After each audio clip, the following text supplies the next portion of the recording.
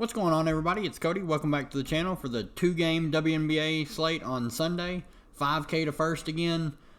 We got something to talk about, though, and it's a good thing. No tilting coming from me. Obviously, most of you have already seen. I split first with a few of my friends here in the showdown on Friday night. Wnba, the GOAT. I obviously got incredibly lucky that I don't know if Nalissa was injured or if they just benched her or what, but Wnba went nuts in the second half. Played Brink, lower owned. Obviously, really, really high upside. She actually shot the ball, was way more aggressive on offense. Had a really, really good balanced game, even with foul trouble, shockingly.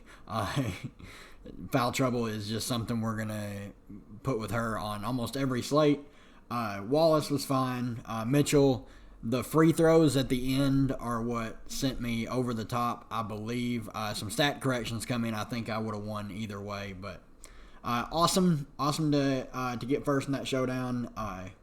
Just some money to play around with, but let's look at the odds for these two games, and we'll break down team by team. Lynx at Dream, 4.5 point spread, over under 164.5. That game should be a lot of fun. Wings at Sparks, 2.5 point spread, over under 160.5. That game also has potential to be fun because Dallas really doesn't want to play defense and they play really fast. So, fun little two-game slate here. Let's start with Minnesota. Obviously, Fee is Fee. She's incredible. Only saw 35 minutes due to the blowout. Shot 6 of 16, 15, 12, 4. Stock upside. I mean, nothing more needs to be said. At 11.5, I'm perfectly fine paying that for her. Her floor is 40. She's just so consistent. Alana Smith only saw 21 minutes. The concern with her is always foul trouble. And now that Dorka is back, Dorka is going to eat into those minutes. And if Smith starts slow or gets in foul trouble and Dorka comes in and plays well, they could limit Smith. That's my only worry with her. I think she's a little bit overpriced at 9,700. Perfectly fine playing her for tournaments, but you have to know she's going up against Cheyenne Parker and Tina Charles. There's a lot of foul risk with Alana Smith. It's going to mean she's going to be low owned. Tournaments don't mind taking a shot there, but it's very risky. Seawill wasn't needed much today, only 20 fantasy points. The peripheral stats were there. It's what you always want to see with her. You just need her scoring to be there, and she's going to have a really good fantasy game. 8,800 seems like a really good price for her. McBride's price has went down again, down to 8,500. She was a staple at that 8K range last year, playing big minutes. Love to see that. If the peripheral stats are there, she's going to put up points. She's a great shooter. Sitting right around 30 fantasy points a game. Don't mind her at 8.5K. Carrollton was really, really not getting as much run as I thought. They haven't updated the game yet. She played a ton in the second half and in the blowout. Got there, shot 5 of 8. 6K is a little steep for her in my opinion, but it is just a two-game slate. You could do worse. Heidemann got there, even though she shot 2 of 7. 18 fantasy points is an absolute win for her. Not someone that I'm actively going to be playing, especially on a two-game slate. She's going to sink your lineup more times than she's going to help it. Dorka, 4,200.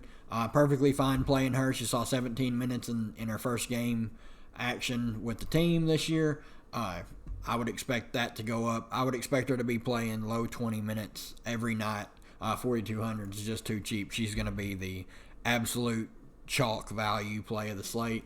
On the Atlanta side, Ryan Howard, I mean, her minutes have fluctuated 31, 39, 33. I expect it to be somewhere in that 33 to 35 range with upside to play practically the entire game. Did not shoot the ball well 1 of 8 from 3, 4 of 14 from the floor. Still put up a 40 bomb. She offers big upside. I've mentioned it before. She hasn't had one of those 50-point fantasy games yet, like she's more than capable of. Great tournament play. Tina Charles, up, down, up, down. Are we getting a down game this next game? Who knows? We'll see. Shot the ball really well in the opener. Has not shot it well since. But I would expect, without foul trouble, she's going to play close to 30 minutes, somewhere right in that range. 9,300 seems about right for her. I have no issues playing her. Alicia Gray at 9K. Decent floor. You know she's going to put up 20 with upside to put up 40. The actual real-life points are what you want to see out of her. 22, 21. If she's putting up 20 real-life points, she's going to have a really good fantasy game because she's going to grab some boards. She's going to get some assists. She has some stock upside. She's always low-owned. Take that as you will. If you want to play her, you can. I have no issues with that. But you just have to know she's a pretty safe cash play. That her ceiling is pretty limited with everyone else on the team. Cheyenne Parker, 2 rough games, 1 good game. She's only going to play around 23 to 27, 28 minutes at most. So not getting many rebounds at all. Offers no assist upside. Does have some stock upside, but 3 rebounds a game is rough. 8,200 is cheap. You're pretty much playing her for the price if you do play her. Haley Jones, 5,100. Minutes are starting to tick down. She's not been very good, so not someone I'm interested in playing. Really nobody else here. I mean, Dangerfield, minutes ticked down on the last game. Coffee, just not for me. It's tough. Hillman had a good game this last time out. She's either good or bad. 4,500, you can take a dart throw on her. I would just much rather play Dorka for 4,200. But for tournaments, if you're looking for a direct pivot, Hillman is that if you want to go there. Second game of the night, we got Dallas. Arike, obviously, nuke spot here. I mean, pretty much any game. She's going to put up at least 20 shots, play practically the entire game. I will say this is a back-to-back. They may not run her into the ground, but Trammell loves to play her starters when they're playing well. If Arike starts hot, she's going to keep her out there, run her into the ground. She doesn't care. Massive upside with her. Obviously wish the peripheral stats were up there a little bit, but I mean, she can go out and put up 40 real-life points, and I would not be surprised at all. Big T going up against Cameron Brink. This is a rough matchup for Cameron Brink. Foul-prone Cam is in for a rough one. If Big T shows up wanting to play and dominate, she will dominate this matchup like I'm expecting her to dominate the matchup tonight against Phoenix. Love the price for her. Anytime she's under 10K, she's a great tournament play. Billings, 7,200, seems a little bit steep, but she's 7K for the slate tonight. She's a fine tournament play.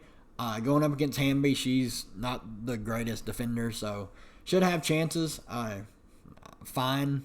Maddie, if the shot's falling and she's putting up real-life points, she has upside. The price is a little steep for her, though, so strictly a tournament play. Kalani, who knows? If Big T is uninterested, Kalani will smash because the matchup is great. But if Big T is interested and wants to play well, then Kalani's overpriced.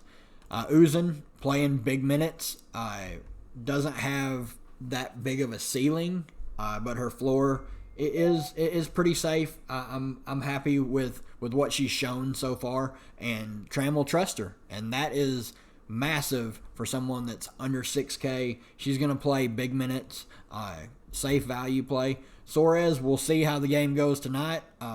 Minutes are everywhere if she plays well. She shot 1 time and played 32 minutes, but had 4 blocks and a steal and 9 rebounds.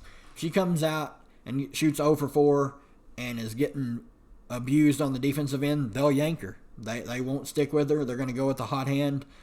So tournament play only. Sheldon, same thing, 4,900. She's going to play mid-teens minutes. Perfectly fine playing her if you land on her. On the Spark side, I mean, Wnba is just as consistent as they come. A walking 40 burger. Usage is through the roof. She's a great rebounder, dishing the ball really well. One of the best plays on the slate, in my opinion. Brink, massive concern with foul issues. She's been in foul trouble every game except for Washington. I mean, even against the Aces, she picked up a couple quick ones.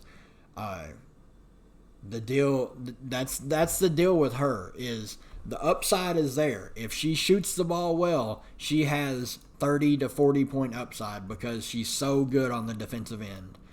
Her stock upside is some of the best in the game. But you just have to weigh your risk. She's going up against Big T. That's not a matchup I'm really interested in playing her in, but she's going to be low owned for being 8,700. So on a 2-game slate, if you're looking to get different, don't mind going there. Absolutely zero interest in Clarendon at 7,500. Her minutes ticked back up a few this last game. 8 fantasy points. 8 fantasy points in 21 minutes. That's, I don't know why she's 7,500. I don't know why they're giving her over 20 minutes, but whatever. Lexi Brown, 38 minutes, shot 2 of 10, 15 fantasy points. The price is too cheap for someone that's going to see almost the whole game. And in a pace-up spot against Dallas, don't mind playing her. Kia Nurse, 6,400, also shot the ball absolutely abysmally. That's where she makes her hay. That's where she's going to score her fantasy points. If she does not put the basketball through the hoop, she is not a good fantasy point player. She's just not a good DFS player unless the ball's falling. 6,400 seems a little bit rich, but on a 2-gamer, I mean, if the shot's falling, you could do a lot worse. Rakia Jackson played 21 minutes, was really effective. Picked up 2 fouls right away, and they pulled her and put her back in later. Best fantasy game of the season this last time out. I expect her to start to see more run. 5,700 is a really good price for her if she's going to play low 20s to high 20s minutes. I don't mind going to her. McDonald had a decent game for her. I mean, played 10 minutes, 6 fantasy points. I just can't play anyone down here. They're all just not getting enough minutes. You could play Lee if you think Brink gets in foul trouble. She's 3,400, would allow you to fit more studs in. But that's going to do it for me. If you guys want, I'm going to post the link to my free Discord in the description if you want to join up. We got guys in there. We just talk about the slate, go over some plays. I do post cores in there for both sites, even though FanDuel is a joke. But as always, guys, if you enjoy the content, leave a like. I really appreciate it. I appreciate all the love I've been getting here lately. If you have a question and want me to answer it, just leave a comment. I try to answer as many questions as I can if I notice them.